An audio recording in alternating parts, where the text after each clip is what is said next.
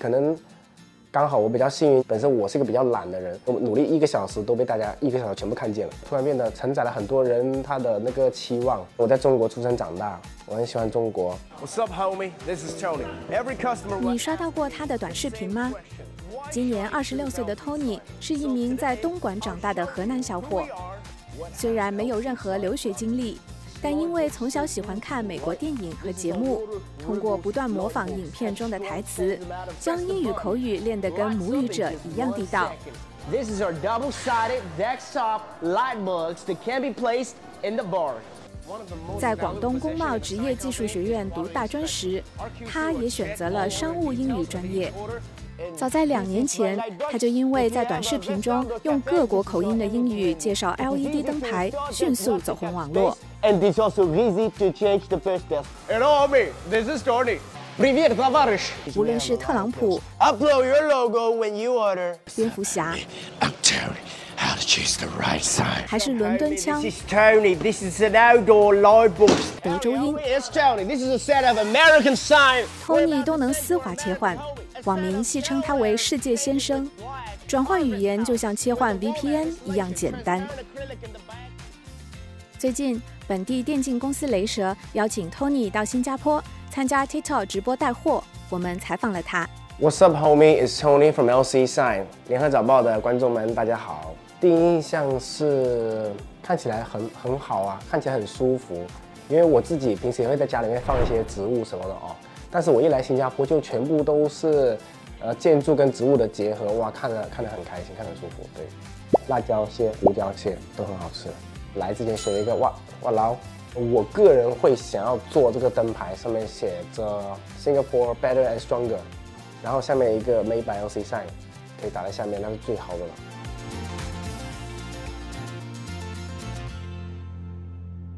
What's up, homie? It's Tony. Take a look at this LED sign we made for Singapore. Wow, it looks really nice. Come with minimum 1 year of warranty. Can be used anywhere you want. Suitable for all kinds of scenarios. What kind of sign do you need? Let me know in the comments and follow LC Sign. Hi, welcome to LC Sign. Tony 所在的立成公司 LC Sign 是广州一家生产灯牌的外贸企业。公司因 Tony 的短视频大受欢迎，目前在 YouTube、Instagram、TikTok 等平台已有超过600万粉丝，许多视频播放量都超过100万。视频下经常看到热评，从不划走 Tony 的视频。我们其实只有一个 KPI， 就是销量，因为 views 不管有多少，它都还是最终要转化，所以我会比较看重 sales。之前会有啊，现在就看淡了很多。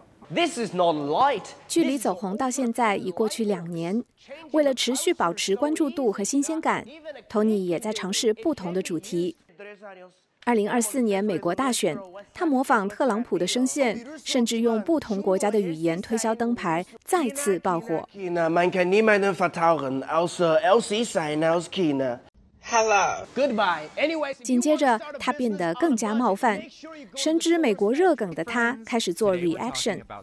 每次视频开头的前几秒都是热门的争议短视频，再以自己的方式幽默回应，连外国网民看了都直呼停不下来。So you're straight. Anyways, watch me put it down like this. 一开始会担心说会不会别人批评我啊什么，但是后来，发现第一是发现根本就没有。然后第二呢，就是这个尺度，我觉得完全就是看自己。我觉得认同，我觉得到这个尺度 OK， 我觉得就是看了只有搞笑，没有别的，那我就拍。Really, Tony? Hope you like it, man. 今年4月，美国网红主播 iShowSpeed， 也是中国网民戏称的甲亢哥，首次到访中国进行直播。Tony 也到重庆与甲亢哥见面。2人在直播中的互动，也为 Tony 吸引来更多眼球。那一次是很激动、很开心的，都忘记什么感觉，就只有紧张而已。这个结果上还是很正向的，对我们来说，就是销量具体增长多少不好统计。其实社媒账号的粉丝确实是涨了很多。说到要做爆款的话，其实就很简单，因为平台上面爆款哪个视频最爆都是公开的，你刷视频的时候哪个视频数据好数据差一下看得出来，那我们就直接参考已经爆了的视频它的模式去拍就好了。从以前最开始的50-60条到可能30条到20多条，到现在10多条这样子。因为我们比较急于求成，就是想要尽快的拿到业绩的结果，然后呢，想做尽量大的曝光，多卖一点产品。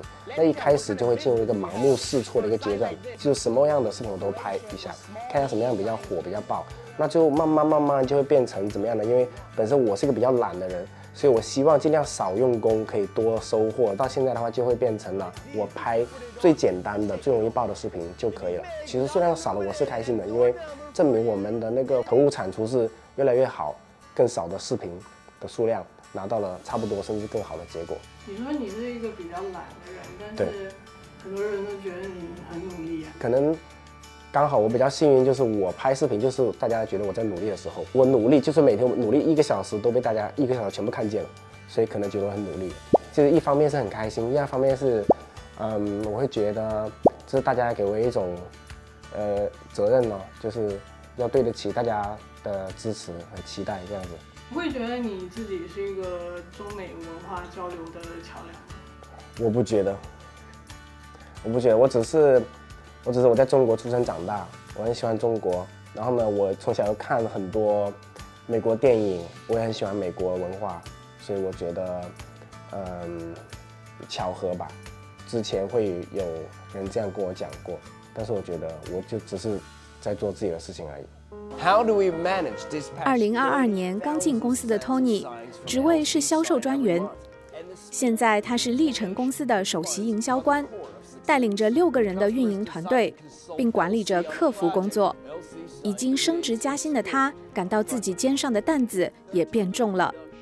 对我来说，一开始到现在，其实每天都差不多工作8个小时了，但是呢，突然变得承载了很多人他的那个期望。